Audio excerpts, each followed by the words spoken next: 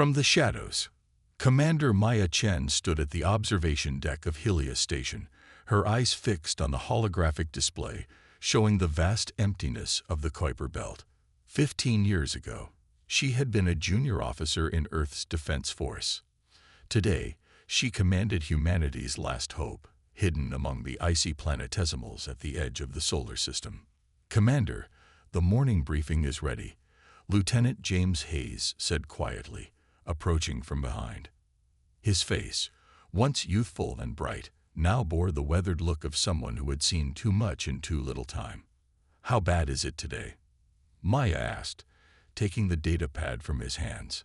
The Vexari destroyed another mining outpost in the Jovian system. 300 humans dead, the rest taken for their labor camps. Maya closed her eyes, feeling the familiar weight of loss settle on her shoulders. Every day brought news of more human casualties. For 15 years, the Vexari Imperium had treated humanity like vermin, exterminating them whenever they were discovered. The mighty alien race had decimated Earth's military in less than 3 months. They came without warning or declaration, their massive ships darkening the skies over major cities. Their technology was centuries ahead of humanity's. Their motives remained unclear, beyond their apparent disdain for what they called primitive species. "Any updates from Admiral Harrison?" Maya asked. "Negative, Commander. Still maintaining communication silence as ordered." Communication silence. Those words had become their mantra for survival. The Vexari monitored all frequencies, and even a single transmission could lead them to the hidden bases. So humans had learned to operate in the shadows, building their resistance in secret, planning in silence. William Harrison had been Earth's most decorated admiral before the invasion. Now he coordinated the scattered human resistance from an unknown location, maintaining contact through quantum-entangled communication devices that couldn't be intercepted. "Dr. Wright, how is Project Phoenix progressing?" Maya asked, turning to the tall, lanky scientist who had just entered the command center. Elias Wright's eyes brightened slightly at the mention of the project. "The gravitic displacement drive is fully operational. Final tests show it's 40% more efficient than Vexari propulsion systems. If everything holds, we'll have our first combat-ready prototype in 2 weeks." Maya nodded. The Phoenix was their greatest achievement, built using stolen Vexari technology and improved by human ingenuity. It would give them the ability to strike without warning and vanish before the enemy could respond. And the phase cannons. Chief Engineer Patel's team solved the power regulation issue yesterday. The new configuration can penetrate Vexari shields with sustained fire. Not as efficient as we'd hoped, but effective. Sanjay Patel was a miracle worker with alien tech. The quiet engineer had spent years studying captured Vexari systems, learning their weaknesses, finding ways to exploit them.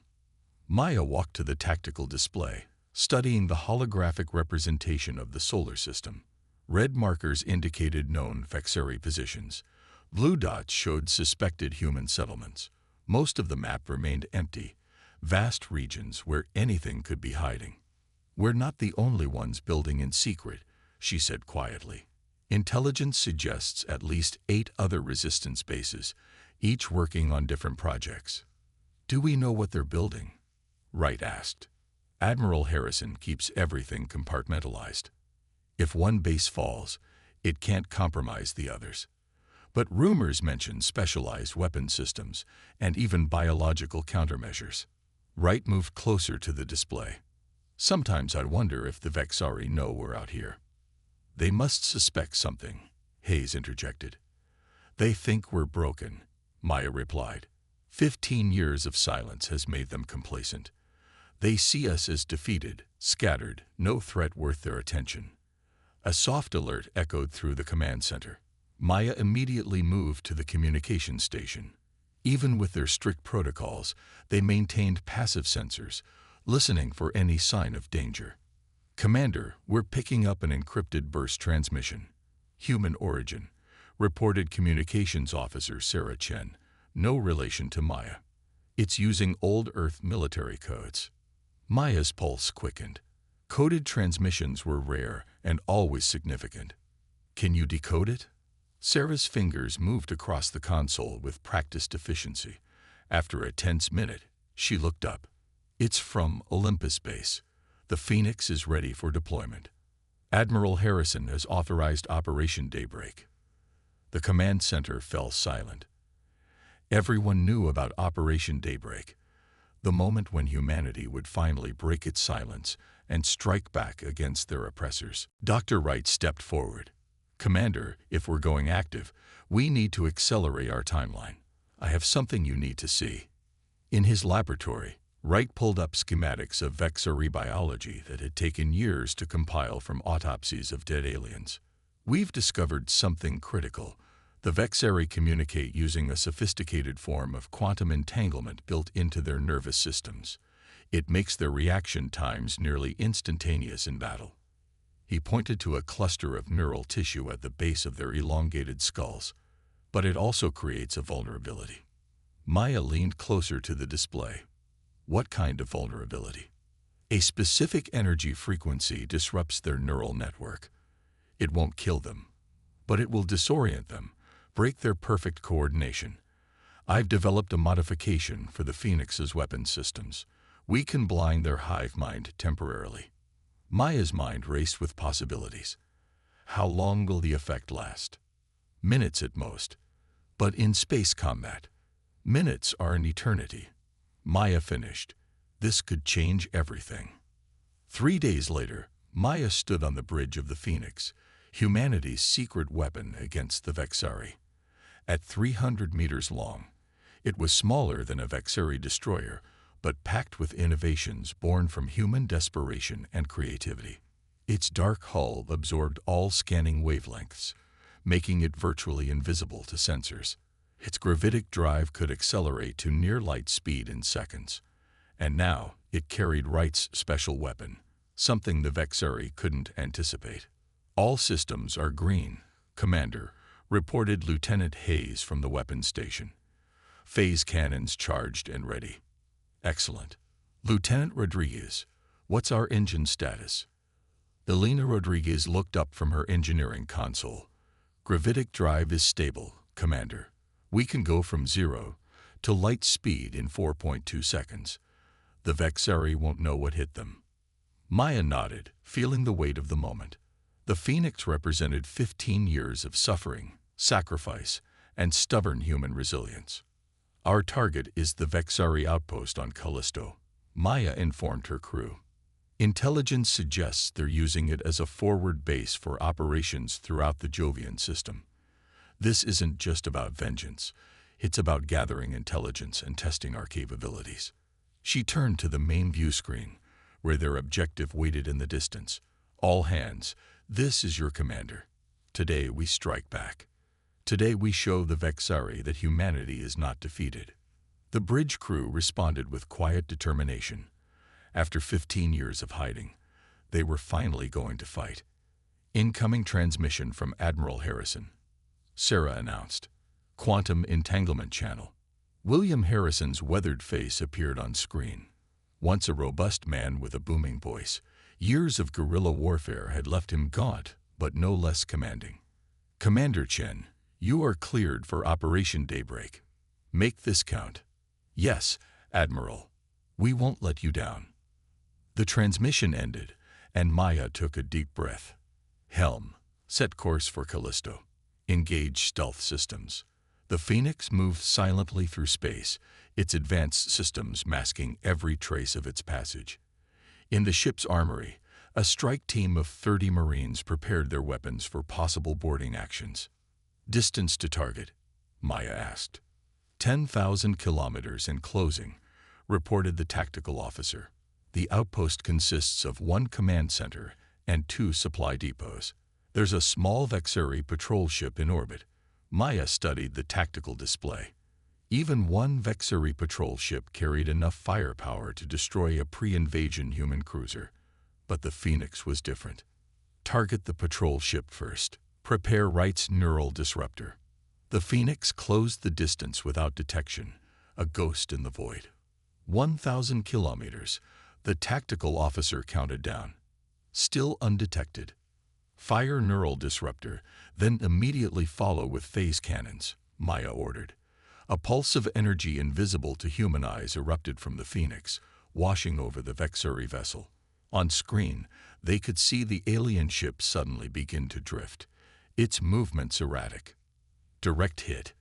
Neural disruptor functioning as predicted. Hayes called out. Vexuri ship is disoriented.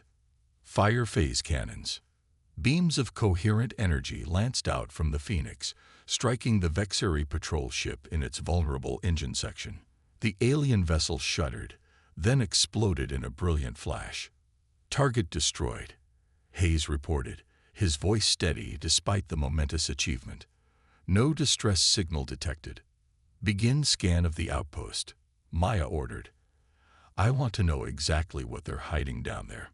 The results came back quickly, and they were worse than anyone had imagined. Commander, Sarah's voice shook slightly. The outpost isn't a military installation. It's a processing center. There are over 2,000 human captives down there. Maya felt her blood run cold. Processing center for what? Dr. Wright examined the sensor data, his face paling. Genetic experimentation.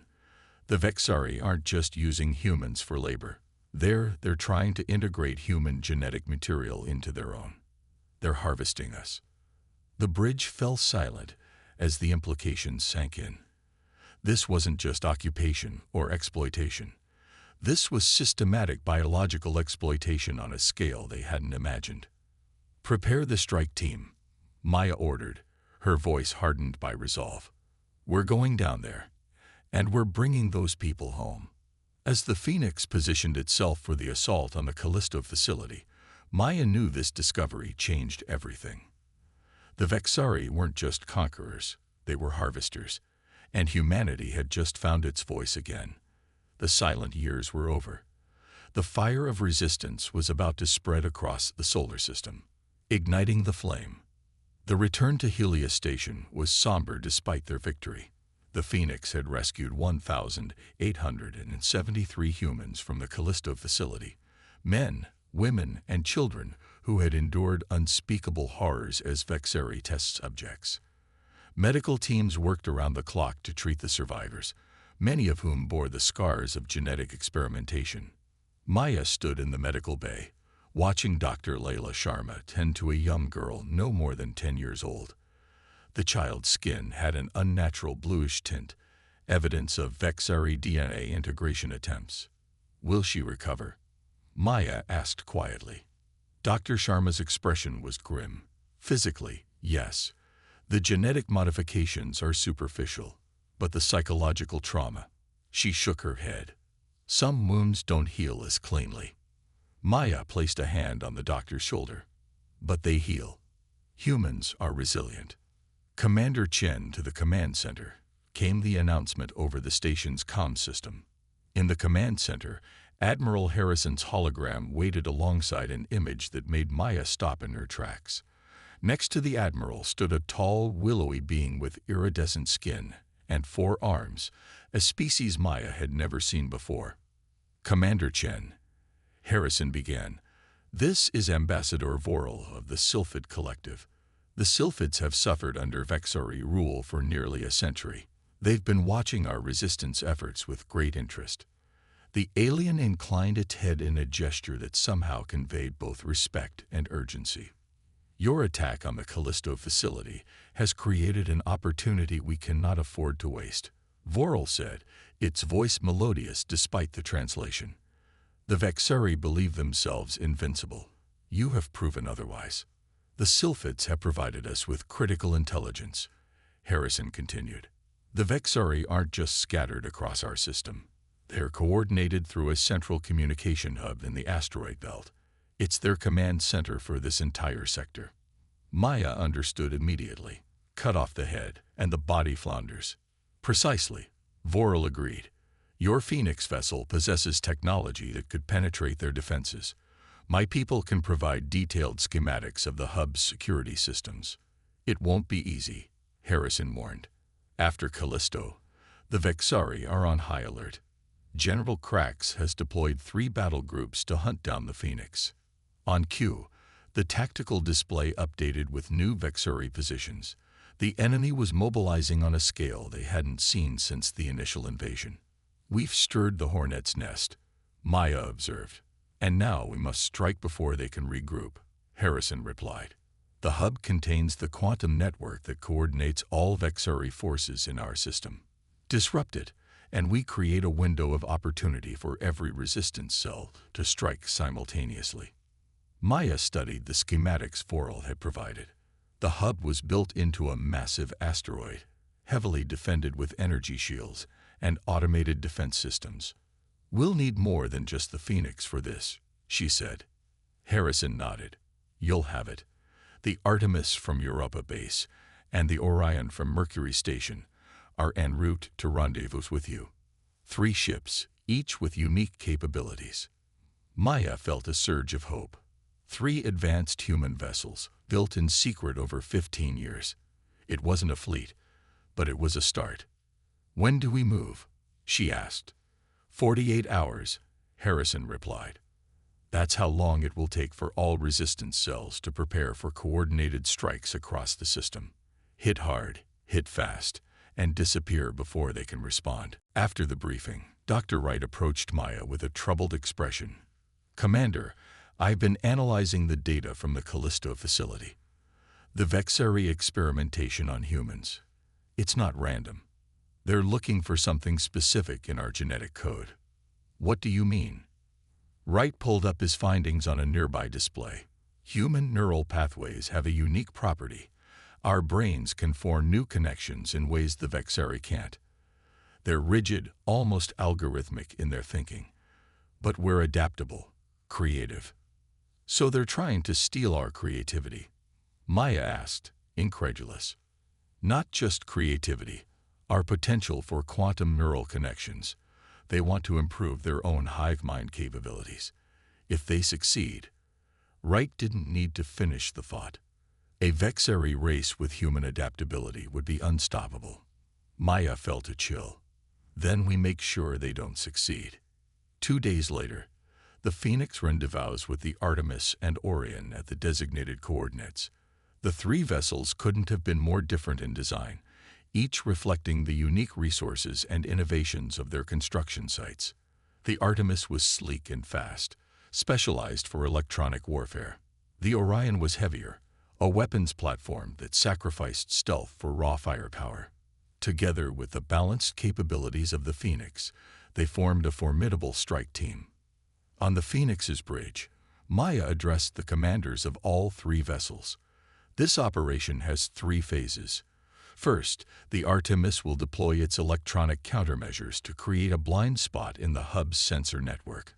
Second, the Phoenix will approach under stealth and deploy Dr. Wright's neural disruptor at maximum power.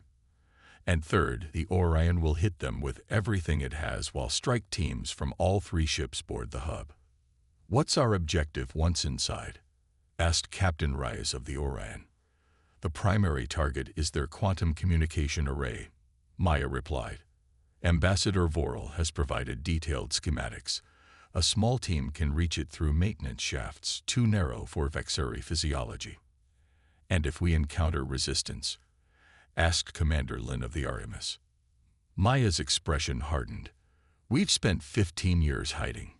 Today, we stop running." The assault began precisely as planned. The Artemis deployed its electronic warfare suite, creating a cascade of false signals that confused the hub's outer sensor perimeter. The Phoenix slipped through the gap, approaching to within optimal range for the neural disruptor. "Neural disruptor at full charge," Hayes reported. "Fire," Maya ordered. The invisible pulse washed over the massive asteroid base.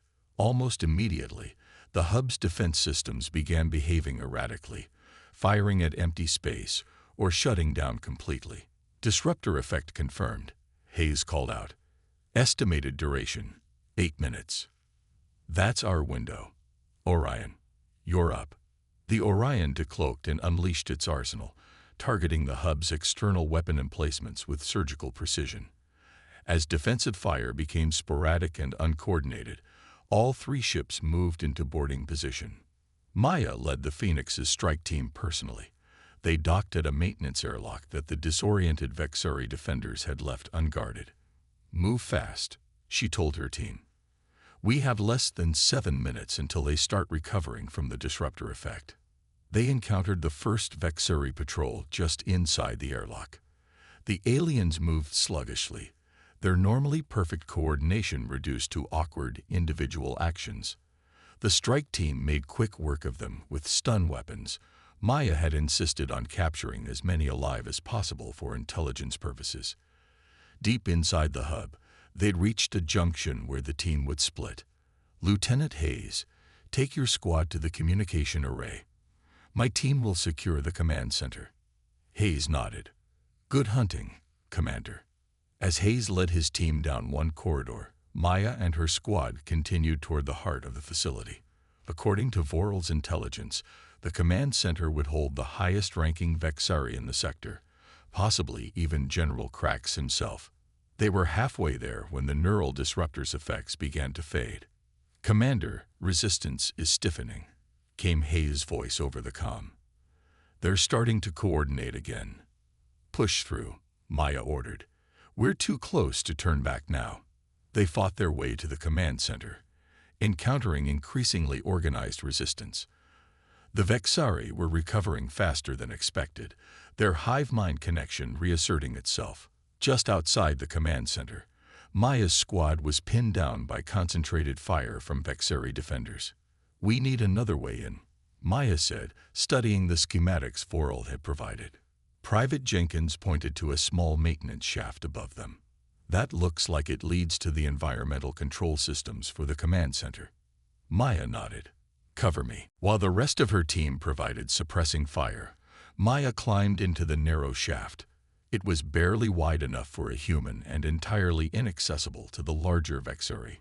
She crawled through nearly 50 meters of cramped space before reaching a grate that overlooked the command center. What she saw below changed everything. General Krax stood in the center of the room, but he wasn't alone. Beside him was a human, or something that had once been human.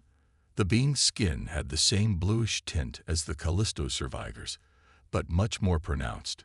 Its eyes were Vexari yellow, and neural implants protruded from its skull.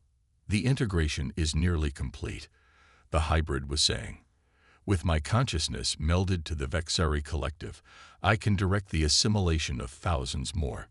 And your human intuition remains intact." Krax asked, his voice a harsh rasp. "Enhanced, not diminished," the hybrid replied. "I see possibilities you cannot, pathways through problems that your hive mind would never discover." Maya felt sick. The Vexari hadn't just been experimenting. They'd succeeded in creating a human Vexari hybrid that could bridge both species' capabilities. She activated her comm. "Hayes, what's your status?" "We've reached the communication array, Commander. Ready to plant charges." "Wait," Maya ordered. "New objective. I need you to access their research database before you blow it. Download everything about their integration project." "Understood. Accessing now." Maya prepared to breach the command center from above when alarms began blaring throughout the facility. "Commander," Hayes called urgently. "The Vexari reinforcements have arrived. 3 battlecruisers just entered the sector." On the command center floor, General Krax received the same information. "Deploy all forces," he ordered. "Destroy the human vessels." The hybrid studied a tactical display. "Their attack pattern is predictable. I recommend." Maya didn't wait to hear more. She blasted through the grate and dropped into the command center, her phase pistol targeting the environmental controls. One shot sent the room into darkness and filled it with emergency suppression foam, disorienting both Krax and the hybrid. In the confusion, Maya managed to stun the hybrid and subdue Krax. "Hayes, tell me you got that data," she called into her comm. "Complete download, and I've set the charges. The communication array will be scrap in 2 minutes. Fall back to the ships and bring a medical stasis unit to the command center. We have a high-value package to extract." Outside the hub, the battle had intensified. The three human vessels were outgunned by the Vexeri battlecruisers, forced to use hit-and-run tactics to avoid destruction. "This is Commander Chen to all ships," Maya broadcast as her team raced back to the Phoenix with their prisoners. "Communication array destruction in 60 seconds. Prepare for immediate withdrawal."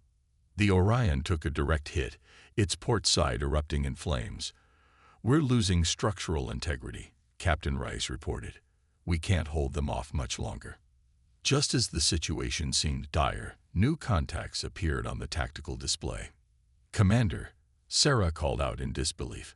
6 more ships just entered the battle. They're human." Admiral Harrison's voice came over the comm. "This is the Retribution, leading Strike Group Alpha.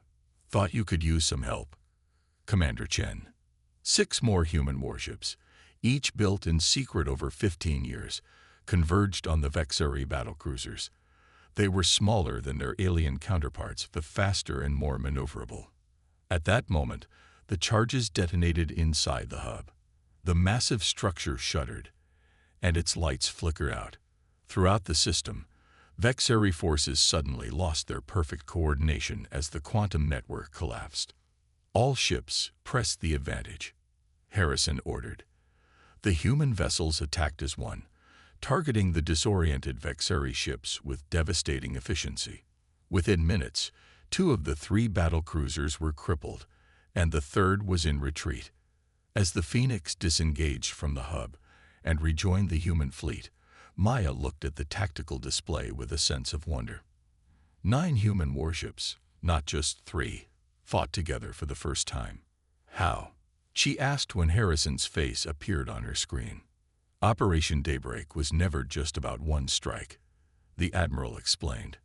"It was about revealing our full strength at the perfect moment. Every resistance cell has activated. From Mercury to the Kuiper Belt, humanity is rising." In the medical bay, Dr. Wright examined the captured hybrid with a mixture of fascination and horror. "The integration process can be reversed," he reported. "Their work is impressive but flawed. The human consciousness eventually rejects the Vexeri neural patterns." Maya nodded. "Can you use what we've learned to develop a weapon against them?" "Better," Wright replied. "I can develop a cure, a way to restore those they've already transformed." As the Phoenix and its sister ships set course for Helios Station, Maya returned to the bridge. The tactical display now showed dozens of blue markers across the solar system, human outposts and vessels no longer hiding in the shadows. "Send a message to all resistance forces," she told Sarah. The text is simple. Humanity has found its voice. The Vexeri had thought humanity broken, reduced to scattered survivors who would eventually surrender to the inevitable. They never understood the human capacity for patience, for playing the long game. For 15 years, humanity had remained silent, building its strength in the darkness. That silence had now been broken by the roar of engines and the thunder of weapons. The warships of vengeance had arrived, and with them, humanity's refusal to go quietly into extinction. As reports of human victories began flooding in from across the system, Maya Chen looked out at the stars and allowed herself to feel something long forgotten: hope.